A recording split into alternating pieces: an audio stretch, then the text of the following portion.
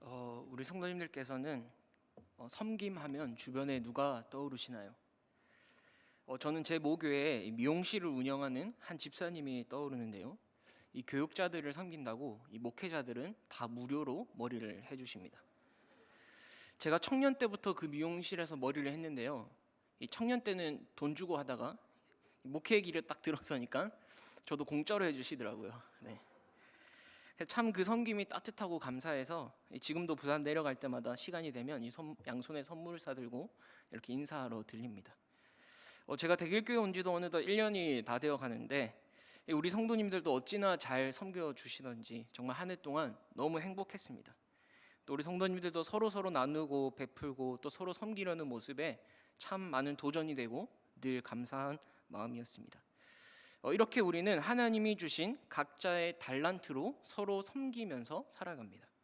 물질이 넉넉한 분들은요, 물질로 섬기시고, 또 몸이 건강하신 분들은 건강한 몸으로 섬기기도 하시고, 또 시간적으로 여유가 있으신 분들은 시간을 들여서 이 교회 일에 솔선수범하고 또 성도들을 돌아보고 위로하며 섬기는 일을 하죠. 이렇듯 우리는 섬기며 살아갈 때에 그 주는 그 기쁨, 그 유익, 참 행복이 있는 것 같습니다. 여러분 혹시 장기려 박사라고 알고 계신가요? 들어보셨나요? 이 땅에서 이름도 없이 빚도 없이 일평생 섬기며 살다가 생을 마감한 사람들이 참 많은데요. 저는 그 중에서도 이 장기려 박사님이 가장 먼저 떠올려집니다. 이 한국의 슈바이처라 불리는 장기려 박사님은 이 한평생 가난한 환자들을 섬기는 인생을 사셨습니다. 이 장기려 박사는 의사가 되기 전부터 가난하고 소외당하고 헐벗은 불쌍한 그 환자들의 의사가 되겠다, 그렇게 하나님과 약속을 하였고 그 약속을 평생 동안 지키려고 노력한 신실한 크리스천이었습니다. 그래서 수술비가 없는 환자에게 자기 월급으로 병원비를 대신 내주는 경우도 부지기수였고요. 또 병은 다 낫고 치료되었는데 이 병원비가 없어서 이 환자가 퇴원을 못할 때 그때 이 병원 직원들 몰래 탈출시켰다는 일화도 유명한 일화도 있죠. 이 가난하고 돈 없는 환자를 위해 헌신한 일화는 수없이 많이 있습니다. 또 이분은 학문적으로 당대 최고의 외과 의사였습니다. 국내 최초 이 간암 환자의 암덩어리를 떼내는 수술에 성공을 하였고요. 또 국내 최초 간 대량 절제 수술에 성공하신 분입니다. 이렇게 장기려 박사는 의학계에 매우 뛰어난 업적을 남긴 의사였지만 정작 그의 일상적인 삶은 너무나 서민적이고 너무나 초라했습니다. 이 한평생을 집 한 칸 없이 고신대 보건병원 오탁방에서 살았죠. 또 장기려 박사의 가장 큰 업적 중 하나는 이 국내에서 처음으로 이 청십자 의료 협동조합을 만든 것입니다. 이 가난한 사람들을 위해서 개인적인 돌봄에 그치는 것이 아니라 이 사회적으로 제도적으로 도울 방법이 없을까 고민한 끝에 탄생한 것이 바로 청십자 의료 협동조합이었습니다. 이것은 이 한국 의료보험제도의 모태가 되었다라고 하죠. 여러분, 이분이 이러한 위대한 업적을 남길 수 있었던 것은 무엇 때문일까요? 참 많은 요소들이 있겠지만 저는 그 무엇보다 이분이 이 다른 사람을 섬기고자 하는 그 섬김의 정신, 그리고 그 실천이 있었기 때문에 가능했다고 생각되어집니다. 자기 자신을 위해 살고자 하는 마음이 아니라 남을 위해 살고자 하는 마음. 어떻게 하면 사회적 약자들이 사회적으로 보호를 받고, 어떻게 하면 가난한 사람들이 조금 더 윤택한 삶을 살 수 있고, 어떻게 하면 내가 이들을 도울 수 있을까?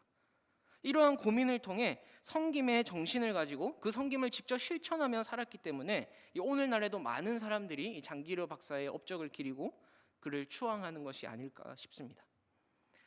여러분, 예수 믿는 사람들은요, 나를 위해 사는 것이 아니라 누구를 위해 살죠? 주를 위해 살고 남을 위해 살아야 합니다. 왜 그렇습니까? 그 이유는 바로 예수님께서 그렇게 사셨기 때문이죠.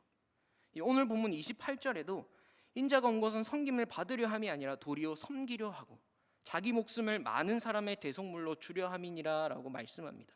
예수님이 오신 것은 한마디로 나를 위해서가 아니라 남을 위해서 오셨다라는 것이죠. 예수님은 다른 사람을 살리기 위해서 이 땅에 오셨고 다른 사람을 살리기 위해 자신이 결국 십자가에서 죽으셨습니다. 이렇듯 예수님은 철저히 나를 위한 인생이 아니라 남을 위한 인생을 사셨습니다. 우리도 예수님처럼 남을 위해 인생을 살아갈 때 그 인생이 가장 귀하고 복된 인생인 줄 믿습니다. 여러분, 이 남을 위해 살아가는 인생이 다른 말로 말하면 이 섬기며 사는 삶인 것이죠. 제가 고등학생 때 한없는 하나님의 은혜를 경험하고 정말 한평생 하나님 영광을 위해서 살고 싶은데 하나님의 영광을 위해 사는 것이 도대체 무엇일까? 어떻게 사는 것이 하나님의 영광을 위해 사는 것일까? 막 고민했던 적이 있습니다. 그렇게 고민하던 시기에 어느 한 기독교 학교의 표어가 제 눈에 확 띄었는데요. 그 표어가 뭐냐면 배워서 남주자였습니다. 딱 그 표어를 보는 순간 이거구나. 이게 바로 하나님의 영광을 위한 삶이구나. 하나님의 영광을 위한다는 것이 막 엄청 거창하고 엄청 대단한 것이 아니라 내가 있는 그 자리에서 하나님 맡기신 그 자리에서 섬기며 살아가는 것이 하나님 영광을 위해 사는 것이구나라고 깨닫게 되었습니다. 여러분, 배워서 남주자라는 것은 내가 열심히 배워서 내가 열심히 공부해서 나를 위한 내 유익이 아니라 남주자는 것이죠. 여러분, 세상의 논리로 봤을 때는 이거는 말도 안 되는 거예요. 그죠? 배워서 남주잖아요. 그럼 그 사람은 바보입니다. 바보 취급받습니다. 내가 열심히 공부해서 내가 좋은 데 취직해서 내가 잘 먹고 내가 잘 살아야 되는데 배워서 남주자? 말이 안 되는 것이죠. 그러나 하나님 나라의 관점으로는 나의 유익이 아니라 다른 사람의 유익을 위해서 섬기는 삶이 성공한 인생입니다. 다른 사람을 살리기 위해서 사는 것이 하나님의 영광을 위해 사는 것이죠. 배워서 내가 다 누리고 내가 다 가지는 것이 아니라 남 주는 것이 정말 진짜 하나님이 기뻐하시는 삶이 아닐까라고 생각했던 적이 있습니다. 여러분, 우리가 사는 이 세상의 풍조와 흐름은 섬김을 받아야 높은 사람입니다. 이 높은 사람은 섬김 받는 자리다라는 것이 일반적인 사회적 통념이죠. 그래서 높은 위치에 있는 사람은 아랫사람들을 다스리고 군림하고 또 아랫사람에게 섬김 받는 것이 당연한 것입니다. 이것이 우리 사회의 기본 관념이죠. 그리고 사실 우리 개개인으로만 봐도 우리는 섬기려고 하기보다는 섬김을 받는 것을 더 좋아하는 성향이 있습니다. 섬기기보다 섬김 받는 것이 더 쉽고 더 편하고 더 좋습니다. 사람마다의 차이가 있겠지만 명예나 지위에 대한 욕심은 대다수 사람들에게 있어서 보편적인 모습이죠. 우리는 낮아지기보다 높아지기를 더 좋아하는 것이 우리의 모습입니다. 모든 사람들은 누구나 다 섬김을 받고 대접받는 것을 좋아합니다. 모든 사람은 누구나 다 높아지고자 하는 마음을 갖고 있습니다. 이것은 어쩔 수 없는 보편적인 인간의 본성인 것이죠. 그래서 세상 사람들은 높은 자리에 올라가려고 그렇게 길을 쓰는 것입니다. 높은 자리에 올라가서 섬김 받으려고, 대접받으려고. 그리고 그렇게 대접받으면 내가 이런 사람이다라고 자부심이 생기고 자랑하고 싶고 드러내려고 하는 것이죠. 여러분, 이게 어디 세상 사람들의 뿐만의 이야기겠습니까? 오늘 본문에 나온 제자들 역시 자신들이 높아지고자 예수님께 청탁을 합니다. 또 이것에 대해서 서로 분이여기면서 서로 더 높아지고자 하는 모습을 볼 수 있습니다. 그리고 이것은 또한 바로 저의 모습이고 우리의 모습이기도 합니다. 하지만 예수님은 오늘 말씀에 너희가 큰 자가 되고 싶냐? 그러면 섬기는 자가 되어라. 너희가 으뜸이 되고 싶으냐? 그러면 너희의 종이 되어라 라고 말씀하십니다. 여러분, 이것은 세상의 가치관과는 전혀 다른 완전히 반대인 혁명적인 선언인 것이죠. 그래서 오늘 설교 제목처럼 섬김은 혁명인 것입니다. 부디 간절히 바라옵기는 이 칠흑 같은 어두운 세상에 이 섬김이라는 혁명을 통해서 이 시대에 진정한 빛을 비추는 우리 대길교회가 되기를 소망합니다. 이 어두운 땅에 진정한 하나님의 나라를 만들어가는 우리 대길교회 성도님들이 되시기를 주님의 이름으로 축복합니다. 오늘 말씀을 통하여 우리 안에 높아지고자 하는 마음들이 다 낮아지고 우리 안에 진정한 섬김을 다시 한 번 더 결단하는 이 귀한 시간이 되기를 소망합니다. 오늘 본문의 배경은 야고보와 요한의 어머니인 살로메가 이 자신의 아들들을 데리고 예수님 앞에 나아오죠. 그리고 어떤 한 요구를 합니다. 우리 20절 같이 함께 보겠습니다. 그때 세베대의 아들 어머니가 그 아들들을 데리고 예수께 와서 절하며 무엇을 구하니라고 하죠. 여기서 20절 말씀을 잘 보시면 그때라는 말로 시작합니다. 그러니까 앞서 지금 무슨 상황이 일어난 그때에 야고보와 요한의 어머니가 아들들을 데리고 예수님께 무엇인가를 구했다라는 것이죠. 자, 그러면 지금 이 상황이 무슨 상황이냐? 20절 위에 17절부터 19절을 보게 되면요, 예수님께서 제자들에게 매우 중대한 사항을 알려주고 계십니다. 바로 예수님 자신의 죽음과 그 부활에 대해서 말씀하시고 있습니다. 예수님께서 말씀하시기를 이제 우리가 예루살렘으로 올라가게 된다. 그곳에 가면 대제사장들과 서기관들이 나를 조롱하고 나를 채찍질할 것이고 그들이 나를 죽일 것이다. 그래서 결국 십자가에 못 박힐 것이다. 그러나 3일 만에 다시 살아날 것이다. 예수님께서는 제자들에게 예루살렘에 올라가 당하실 고난에 대해 말씀하시면서 이제 바로 그 일을 이룰 때가 다가왔다는 아주 중대한 사항을 알려주고 있는 것입니다. 바로 그 순간, 바로 그때에 야고보와 요한의 어머니가 찾아와서 예수님께 요구를 하는 것이죠. 21절 말씀입니다. 예수께서 이르시되 무엇을 원하느냐? 이르되 나의 이 두 아들을 주의 나라에서 하나는 주의 우편에 하나는 주의 좌편에 앉게 명하소서. 요구하는 게 뭐죠? 이 주의 나라에서 나의 이 두 아들을 하나는 주의 우편에 하나는 주의 좌편에 앉게 해달라라고 말합니다. 여러분, 이 우편과 좌편에 앉은 사람은 그 왕국에서 가장 권력이 센 사람이죠. 한마디로 이들의 요청은 더 높은 자리를 차지하고 싶어하는 그 욕심, 그 욕망을 이야기한 것입니다. 주님 나라에서 가장 높은 자리를 주십시오라고 하는 거죠. 사실 마태복음 19장 28절에서 예수님께서 이 세상이 새롭게 되어 인자가 자기 영광의 보좌에 앉을 때에 나를 따르는 너희도 12보좌에 앉을 것이다 라고 약속해 주셨습니다. 우리 마태복음 19장 28절 함께 보실까요? 예수께서 이르시되 내가 진실로 너희에게 이르노니 세상이 새롭게 되어 인자가 자기 영광의 보좌에 앉을 때에 나를 따르는 너희도 12보좌에 앉아 이스라엘 12지파를 심판하리라. 아마도 이 두 제자와 이들의 어머니는 이 마태복음 19장 28절에 말씀하신 예수님의 말씀에 근거해서 이런 부탁을 했던 것 같습니다. 하지만 이 제자들이 지금 잘못 알고 있는 것이 무엇인가요? 예수님이 메시아이심을 알았지만 그 메시아의 왕국이 현재 이 땅에 이 지상에 세워질 나라라고 오해한 것입니다. 제자들이 이제 예수님이 예루살렘에 입성하셔서 그들을 억압하고 있는 그 로마 군대를 강하게 무찌르시고 군사적, 정치적 메시아로서 이 새로운 이스라엘을 이 땅에 건설할 것이다라고 생각하고 믿었던 것이죠. 제자들은 예수님이 말하는 하나님 나라, 그 천국에 대해서는 무지했던 것입니다. 예수님은 자신에게 일어날 일, 곧 이 고난과 죽음, 그 부활에 대해서 분명히 말씀하셨지만 제자들은 그것을 깨달을 수 없었습니다. 그 의미를 이해하지 못했고 그 의미를 알고자 하지도 않았죠. 도리어 제자들은 자신들이 누리게 될 그 영광스러운 보좌에 앉게 될 특권에만 관심이 있었습니다. 어떻게 하면 높은 자리에 올라가서 예수님이 예루살렘에 입성하실 때 내가 어떤 자리를 차지할까? 제자가 보니까 12명인데 나는 몇 번째일까? 어떻게 하면 특권을 얻을 수 있을까에 관심이 빼앗겨 있었던 것이죠. 그러자 예수님이 대답하시기를 22절에 이렇게 말씀하십니다. 너희는 너희가 구하는 것을 알지 못하는도다. 이 제자들의 메시아관이 지금 잘못된 거죠. 정치적 메시아, 이 로마의 속박으로부터 구원해줄 메시아, 그 정도로 예수님을 알고 있었기 때문에 예수님께서는 너희가 구하는 이 주의 좌우편은 이 세상에서 얻어질 것이 아니다라고 말씀하고 계시는 겁니다. 그러면서 도리어 예수님은 그들에게 물으십니다.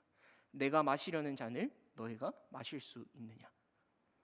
그럼 여기서 예수님이 마시려는 잔은 무엇을 의미합니까? 바로 십자가의 고난과 죽음을 의미합니다. 십자가의 고난과 죽음의 잔이죠. 그러니까 이 예수님의 질문은 너희가 구한 가장 영광스러운지 주의 우편 좌우편은 곧 고난을 구하는 것인데 너희가 이 고난과 죽음의 잔을 마실 수 있냐는 것입니다. 사랑하는 성도 여러분, 이 고난 없는 영광은 없습니다. 고난이 있어야 영광이 있는 것이죠.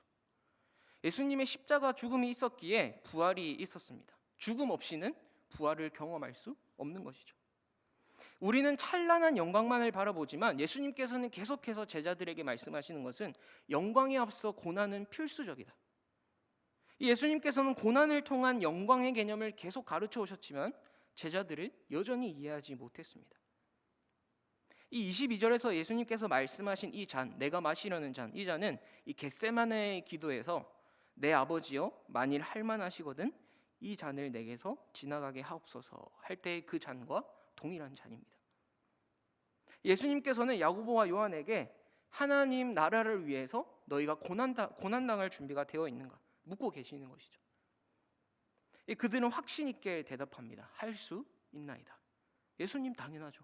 당연히 할 수 있습니다. 여러분, 이렇게 확신 있게 대답했던 제자들은 예수님이 잡혀가실 때 어떻게 했습니까? 다 도망갔습니다. 이것은 그들이 그 잔이 수반하는 것에 대해 이 준비가 되지 않았음을 드러내는 것이죠.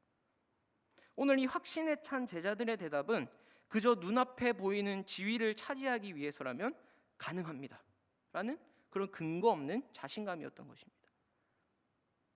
그런데 이 광경을 지켜본 다른 10명의 제자가 있었습니다. 그런데 이 제자들이 두 형제에게 분노하기 시작합니다. 오늘 보면 24절 말씀입니다. 10 제자가 듣고 그 두 형제에 대하여 분이 여기거늘. 왜 분노했을까요? 자기들도 높은 자리에 앉고 싶은데, 우리도 똑같이 예수님의 제자인데 자기들만 우편 좌편에 앉게 해달라니까 열받는 것이죠. 이게 무슨 뜻입니까? 12 제자가 모두 이 높은 지위에 대한 욕망이 다 갖고 있었다는 것입니다. 사실 제자들 사이에서 누가 크냐 하는 다툼이 여러 번 있었죠. 매번 자기들이 더 크다고 다퉜습니다.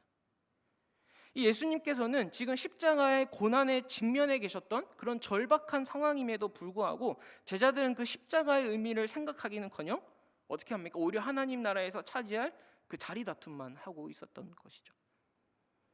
사랑하는 성도 여러분, 이것이 우리의 모습이진 않은지 돌아보아야 합니다. 이 사복음서를 보다 보면요, 예수님의 의도와는 달리 이 제자들의 어리석은 모습들을 자주 볼 수 있습니다.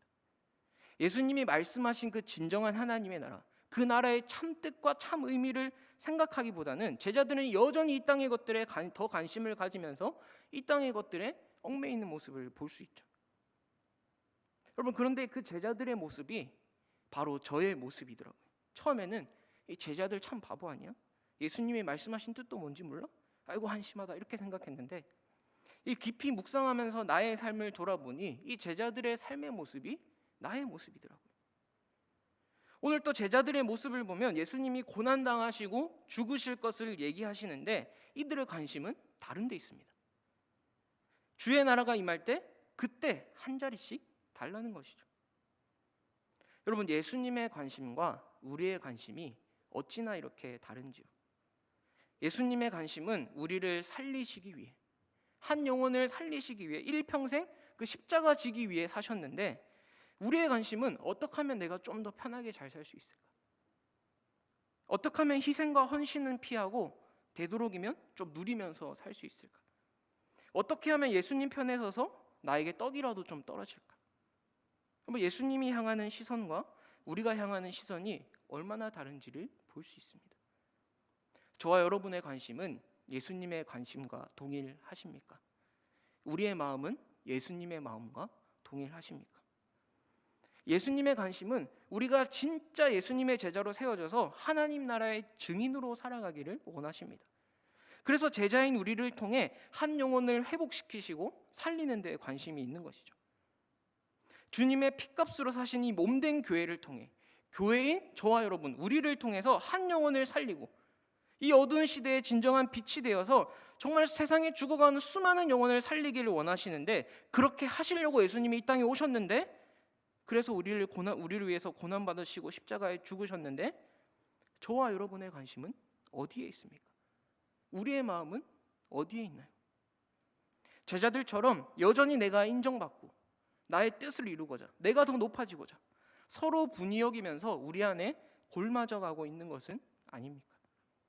사랑하는 성도 여러분, 예수님의 관심은 그런 것에 있지 않습니다.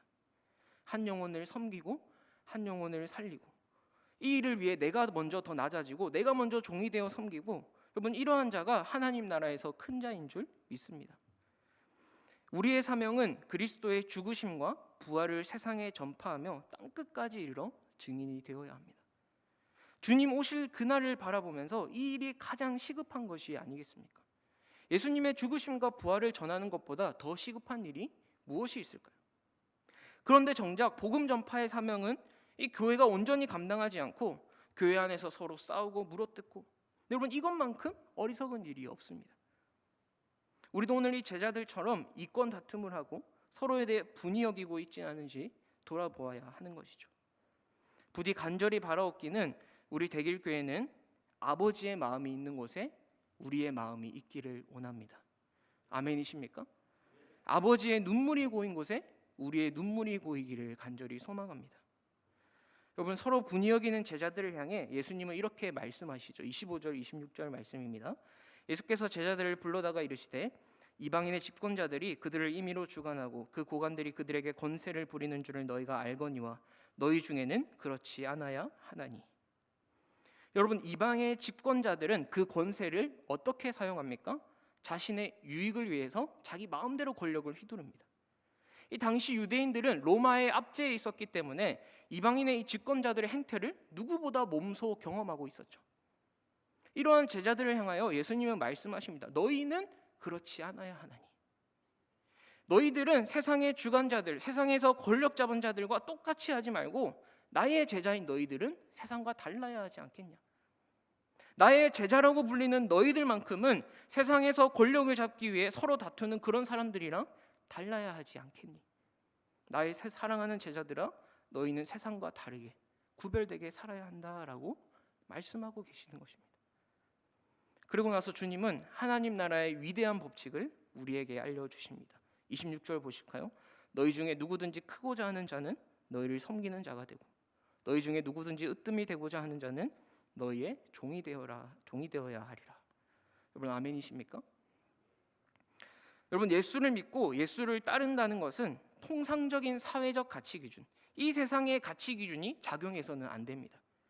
우리가 예수님을 믿는 순간 새로운 질서 체계 안으로 들어가는 것이죠.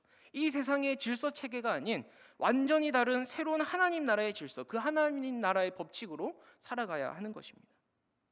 그 위대한 하나님 나라의 법칙에 대해 예수님은 이렇게 말씀하시죠. 너희가 큰 자가 되고 싶으냐? 그러면 섬기는 자가 되어라. 으뜸이 되고 싶으냐? 그러면 종이 되어라.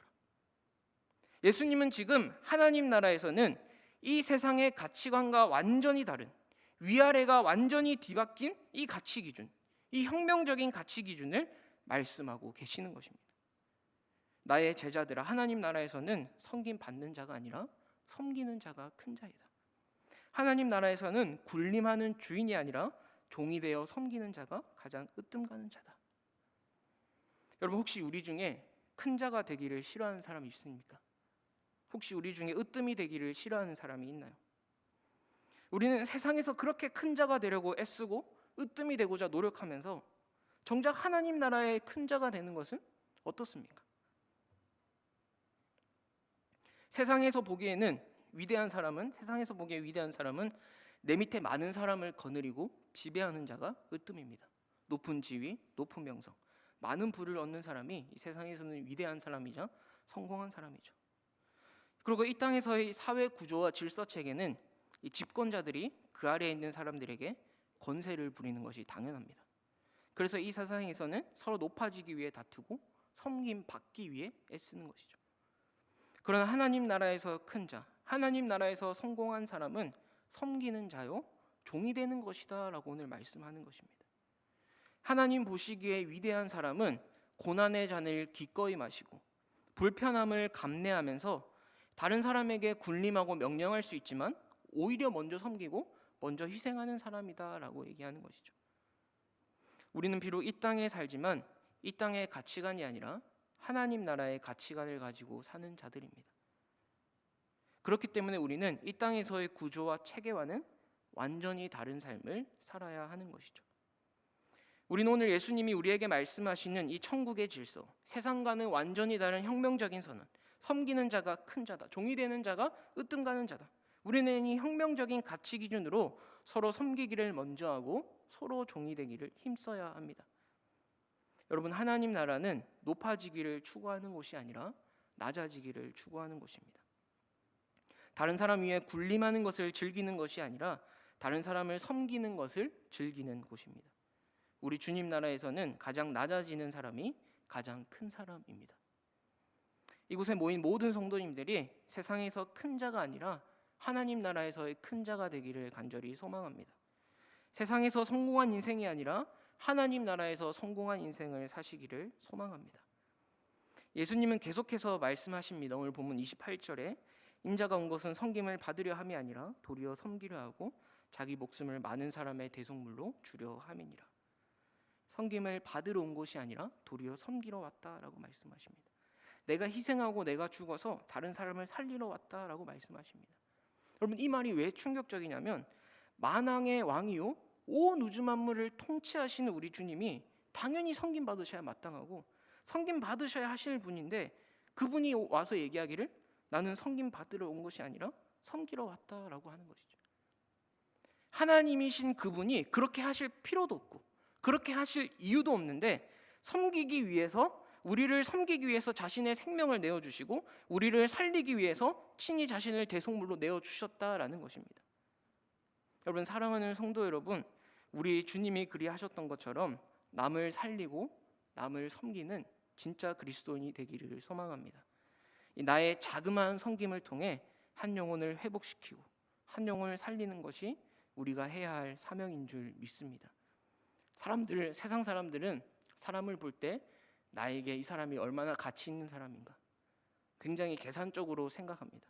그래서 그 사람을 이용해서 내 필요를 채우려고 하죠. 여러분, 그러나 하나님이 말씀하시는 이 기준은 아무런 대가 없이 어떠한 보답을 기대하거나 요구하지 않고 섬기는 삶을 우리에게 요구하고 계십니다. 여러분, 교회 안에서 인정받고 교회 안에서 높은 자는 직분을 가진 자가 아니라 바로 섬기는 자입니다. 아니, 직분을 주신 것은 섬기라고 주신 것이죠. 하나님이 나에게 더 높은 지위를 주셨다는 것은 섬기라고 주신 것입니다. 이 교회에서뿐만 아니라 어디에서든 직분은 내 어깨가 높아지고 나를 드러내기 위해서 하나님이 주신 것이 아닙니다. 내가 희생하고 내가 낮아져서 다른 사람을 섬기고 살리라고 주신 것인 줄 믿습니다. 여러분, 대체로 사람들은 누구나 높아지고자 합니다. 높아지는 것이 보편적인 현상이요, 누구나 높아지고자 하는 욕구가 있습니다. 하지만 오늘 우리가 살펴보았듯이 성경에서 말하는 진짜 높아지는 방법이 무엇입니까? 낮아지는 겁니다. 종이 되어 섬기는 사람이 높임을 받는다고 성경은 역설적인 진리를 선포합니다. 여러분, 이렇듯 십자가의 도는 낮아짐을 통해서 높임받는 길인 것이죠. 예수님은 마땅히 섬김 받으셔야 할 하나님의 아들이셨지만 도리어 낮고 천한 보잘것없는 우리들을 섬기는 인생을 사셨습니다. 예수님은 모든 인간들에게 섬김을 받으셔야 할 창조주이심에도 불구하고 도리어 인간들을 섬기는 자리에 스스로 내려오셨습니다. 예수님께서 기꺼이 가장 낮은 자리를 취하셨으므로 하나님께서는 하나님 나라에서 가장 높은 자리를 주셨습니다. 예수님께서 친히 자기를 낮추시고 죽기까지 복종하심으로 하나님께서는 그분을 친히 하늘 영광의 보좌 우편에 앉히셨습니다. 그리고 이 세상뿐 아니라 오는 세상에 일컬어 모든 이름 위에 뛰어나게 하셨죠. 우리 마지막으로 빌립보서 2장 9절에서 10절 말씀을 같이 함께 읽겠습니다. 하나님이 그를 지극히 높여 모든 이름 위에 뛰어난 이름을 주사 하늘에 있는 자들과 땅에 있는 자들과 땅 아래에 있는 자들로 모든 무릎을 예수의 이름에 꿇게 하시고. 여러분, 이 빌립보서의 말씀은 이 낮아짐을 통해서 높임받는 길이 무엇인지 우리에게 보여줍니다. 예수님은 분명히 낮아지시고 또 낮아지셨는데 하나님은 그를 높이시고 또 높이셨습니다. 여러분, 이것이 하나님 나라의 법칙입니다. 우리 역시 마찬가지죠. 우리가 예수님의 모범을 따라 겸손하게 섬기며 살면 여러분, 우리가 높아지고자 발버둥 치지 않아도 만왕의 왕이신 하나님께서 우리를 높여주실 줄 믿습니다. 우리가 낮아지면 하나님께서 우리를 높여주시는 것이죠. 여러분, 온 우주 만물의 창조이신, 온 우주 만물을 창조하시고 만왕의 왕이신 하나님께서 우리를 높여주시면요, 그 무엇도 내릴 수가 없습니다. 그 누구도 우리를 끌어내릴 수가 없는 것입니다. 여러분, 그러니 하나님 앞에서 성공한 인생, 하나님 나라에 합당한 인생을 살아가는 저와 여러분 되기를 소망합니다. 세상에서의 큰 자가 아닌 하나님 나라에서의 큰 자가 됩시다. 세상에서의 높은 자가 아니라 섬김으로 하나님 나라에서 높은 자가 됩시다. 세상에서의 성공한 인생이 아니라 하나님 나라의 성공한 인생을 살아가는 저와 여러분 되기를 주님의 이름으로 축복합니다. 우리 함께 같이 찬양하겠습니다. 우리 나주님의 기쁨 되기 원한의 찬양인데요, 우리 오늘 말씀을 생각하시면서 정말 내가 주님의 기쁨이 되는 삶을 살아가고 싶습니다. 주님이 원하시는 삶, 주님이 기뻐하시는 그 삶을 우리가 살아가는 우리가 되었으면 좋겠습니다라는 그런 결단의 고백을 담아 우리 함께 같이 찬양하겠습니다.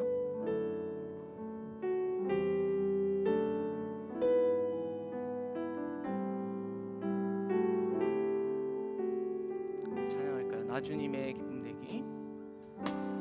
나 주님의 기쁨 되기 원하네.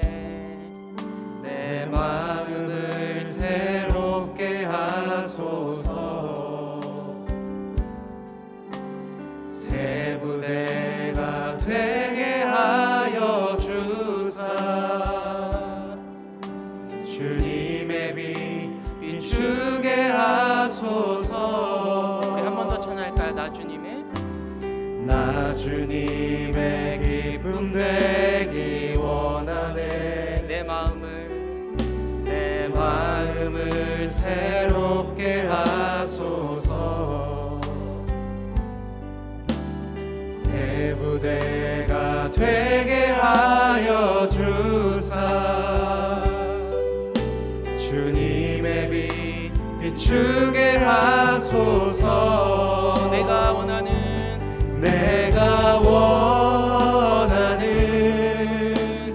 한 가지 주님의 기쁨이 되는 것. 내가 원하는 한 가지 주님의 기쁨이 되는 것. 우리 2절 찬양하겠습니다.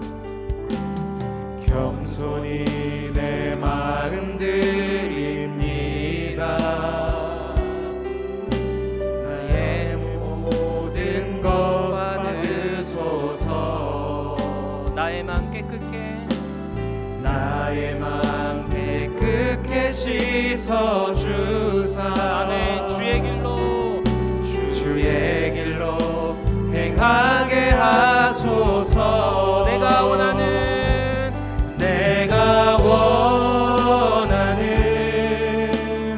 한 가지 주님의 기쁨이 되는 것. 내가 원하는 한 가지 주님의 기쁨이 되는 것. 우리 한번 더. 내가 원하는 한 가지.